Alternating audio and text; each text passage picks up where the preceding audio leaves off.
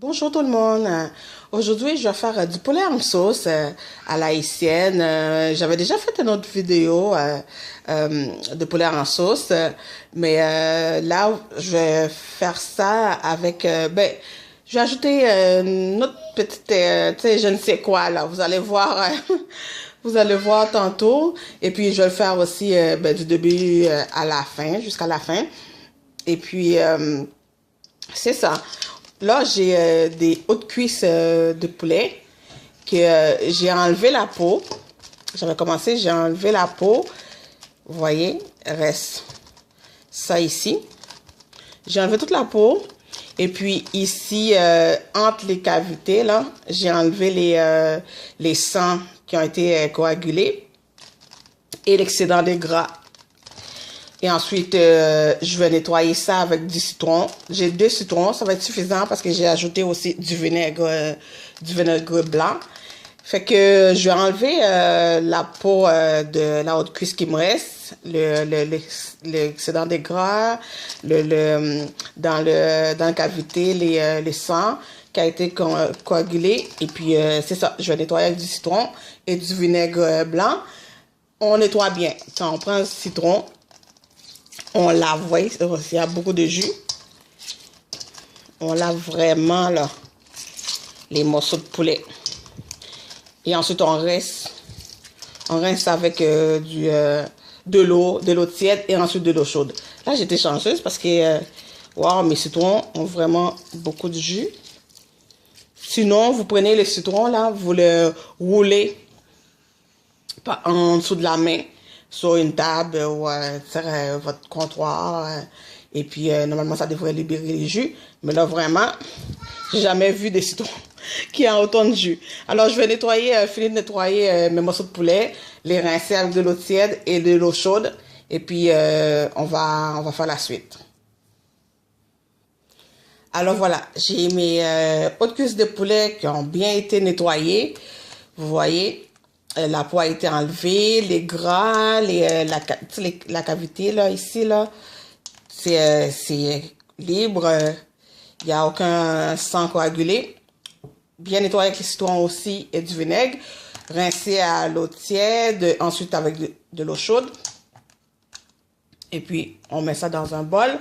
On va être prêt pour la marinade. Alors, les épices à mariner pour vraiment la sauce à l'haïtienne, c'est... Ici, si vous n'avez pas le tout trempé, ça va être la base qu'on va mettre dans le pilon à épices. 3 gousses d'ail, du persil, l'oignon, notre cive à nous autres. Oh, c'était 4 gousses d'ail. Persil, les 3 cives, la partie blanche et la partie verte aussi, que je vais couper, je vais mettre dans le pilon, le mortier. Et je pense que je vais mettre un demi-piment, parce qu'en plus c'est bien mûr, c'est bien piqué. Une demi, ça va être assez. Et je vais piler ça. Alors, une fois bien pilé, vous aurez pu le couper. Si vous n'avez pas de pilon, ou vous n'avez pas de... ça va déjà tout trempé là qu'on fait dans le mélangeur. Vous aurez pu le couper aussi, mais j'aime bien piler comme ça, vous voyez. Ça libère toute l'huile,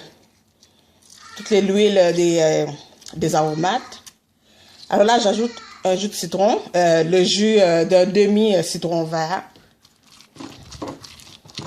Alors, persil, 4 gousses d'ail, l'oignon vert, notre cive, un demi-piment piqué, le jus de citron, et je vais ajouter aussi,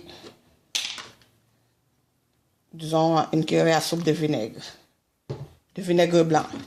Alors là, cette marinade-là, on va le mettre sur les poulets. Je prends une cuillère.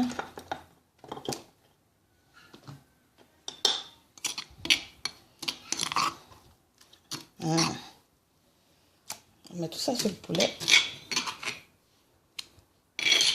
Et voilà. Et ensuite, les autres épices qu'on a besoin, du poivre, du Genre une demi-cuillerée à thé, un peu de sel, du poivre, du sel,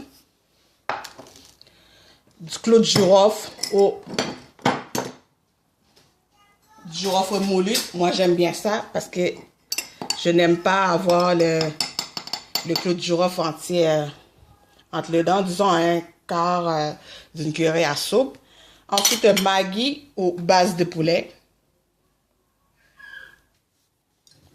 Aux bases de poulet. Une cuillerée à soupe aussi. Et puis, et c'est tout. Pour vraiment la sauce à la haïtienne, là, c'est Maggi, base de poulet, clou de girofle, sel, poivre. Et puis l'épice est tout trempé, là, l'épice pilée. Et puis là, pour la sauce, on a besoin de un oignon blanc et un demi-poivron, la couleur que vous voulez, ça n'a pas d'importance. Un peu de pâte de tomate et puis de l'huile, évidemment. Mais moi, c'est ça la différence. Je vais prendre l'huile de coco. C'est un peu cher, mais c'est très, très bon pour la santé. Et ça donne un petit goût, un petit twist aussi à notre préparation. L'huile de coco, j'adore. Fait que vous voyez, dès qu'on le met dans le chaudron chaud, ici c'est comme c'est figé. Ouais, on dirait que c'est en bloc. Et puis dès qu'on le met dans le chaudron chaud, ça devient l'huile là. Et puis on a l'habitude d'acheter la crème de coco pour faire le riz, le blé, etc. Puis vous voyez, on a toujours comme un côté, tu sais, au début là qu'on ouvre la boîte, ça vient en bloc dans une petite boîte. Quand on ouvre la boîte, puis on déballe, puis il y a toujours un côté qui est un peu plus translucide, tu sais.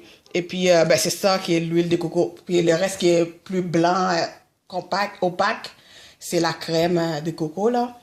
Alors ça c'est l'huile, c'est avec ça que je vais faire ma sauce. Alors là on prend la main, on ne gêne pas. Il n'y a pas de meilleur aussi que les mains propres.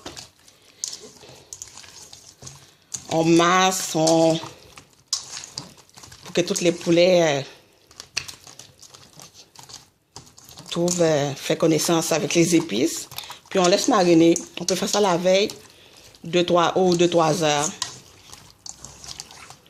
Fait que je vais laisser mariner ça. Et on va être prêt pour faire la sauce.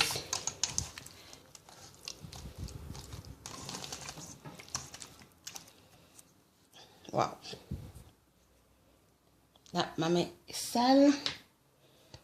Ok. Alors, je mets mon huile de coco dans ma cocotte ici. Vous voyez, ça se transforme en huile tranquillement.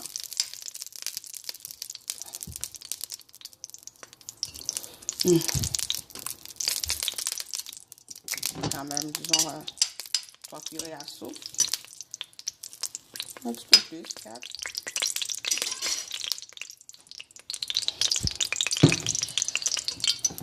Alors, une fois que mon poulet a bien été mariné, vous voyez, c'est de l'huile de coco. Très, très bon. Je vais faire prendre un peu de couleur à notre poulet. Qui ont bien été marinés.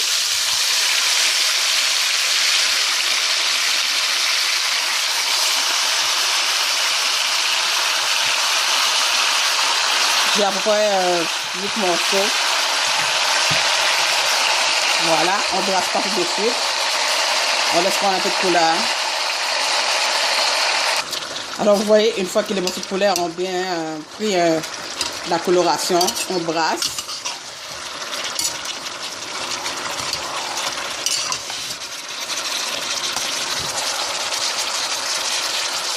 Ça sent bon. Avec les épices, l'huile de coco, si vous n'avez pas, l'huile végétale, l'huile d'olive.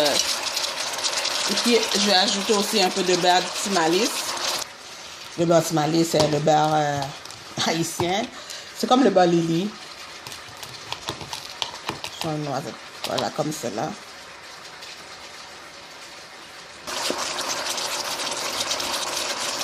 Voilà. Mon demi poivron vert.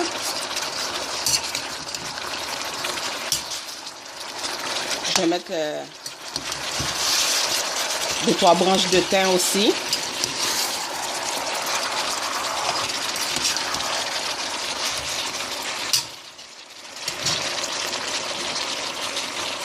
Là, je vais mettre le thym et les pâtes de tomate.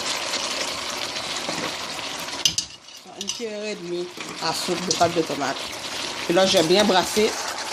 Je vais laisser que le morceau de poulet prenne de la couleur avec la pâte de tomate. Et que la pâte de tomate soit bien cuite aussi. Et ça n'a pas le goût du fond de la canne. Voilà, c'est bien brassé. Toutes les choses vont bien... bien fait comme ça. Oh, ça va être bon. Et oh, ça sent tellement bon aussi. Et là, je vais déglacer avec le reste de la marinade qui était resté dans le bol. Parce que là-dedans, il y a le jus de citron, le jus d'un demi-citron et disons 2 cuillères à soupe, une cuillère à soupe de vinaigre aussi. Ça, c'était là-dedans que le poulet a mariné avec toutes les épices. L'épice pilée et les épices en poudre aussi. Puis là, c'est pour la sauce. Un filet d'eau, vraiment. Genre une demi-tasse, même pas. Puis on va mettre le couvercle parce que le poulet, ça rend beaucoup de... Les morceaux de poulet rend beaucoup d'eau. Puis là, on va laisser mijoter, disons 30 minutes. Jusqu'à ce que les morceaux de poulet soient vraiment tendres. Et puis, voilà, ça va être ma sauce de poulet. Vous voyez, tout ce qui reste, c'est l'oignon. Ça, je vais le découper en morceaux. Et puis, je vais le mettre dans la sauce presque à la dernière minute pour avoir des beaux morceaux d'oignon dans la sauce. On mange ça, je vais manger ça avec de la banane plantain. Je vais faire bouillir. On coupe juste les deux extrémités. On fait une incision, une toute petite incision dans la peau de la longueur. On met ça à bouillir dans l'eau avec du sel. Et puis, c'est ça. Soit de la banane plantain, toutes les vives que vous voulez. Patates, pommes de terre, patates douces, yam, et j'en passe, ou du riz, maïs moulu. Mais du maïs moulu, j'avoue que je mange moins du poulet, sauce de poulet avec le maïs moulu. Alors, on attend que ça mijote, que le morceau de poulet cuise. Et puis, c'est ça. À la mi-cuisson, on enlève le couvercle, on brasse un peu. Vous voyez tout le jus que ça a rendu. Mais c'est la mi-cuisson, ça rend du jus. Et après, ça va réduire, la sauce va devenir un petit peu plus épais. Là, on goûte pour l'assaisonnement. Pour voir si on a du sel ou du poivre. C'est parfait. Ah, ok, c'est bon. L'huile de coco, là, les gens pourraient dire, oh, ça va goûter le noix de coco. Non, vu que c'est pas la crème de coco, c'est vraiment l'huile. C'est vraiment juste un petit soupçon. C'est de rien du tout. Juste pour dire, c'est fait avec de l'huile de coco. Ça goûte les épices. Surtout les épices et le poulet. Il n'y a rien qui prend par-dessus l'autre. C'est vraiment bien balancé. L'acidité avec le citron, le jus de citron, lime. Et le vinaigre, les épices. Pas trop piqué. Parce que j'avais mis juste un demi-piment. Mes enfants aussi ont besoin de manger. Alors, c'est vraiment pas... c'est pas piqué. Wow.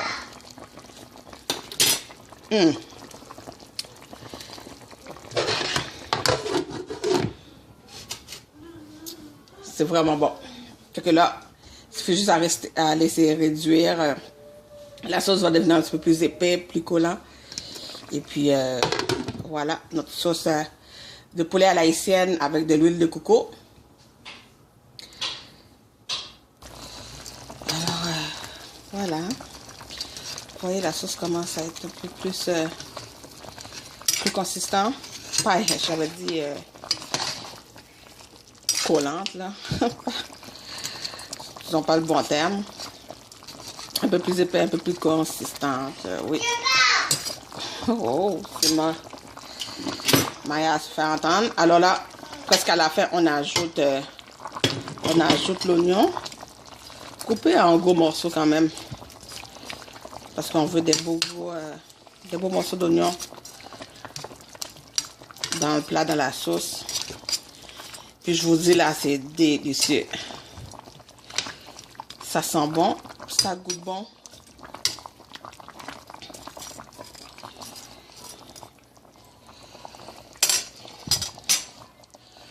Et puis, bien voilà, on va laisser encore 5 minutes, mais c'est prêt.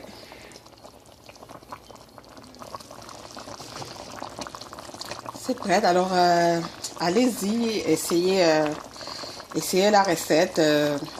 Manger créole, manger haïtien, c'est délicieux.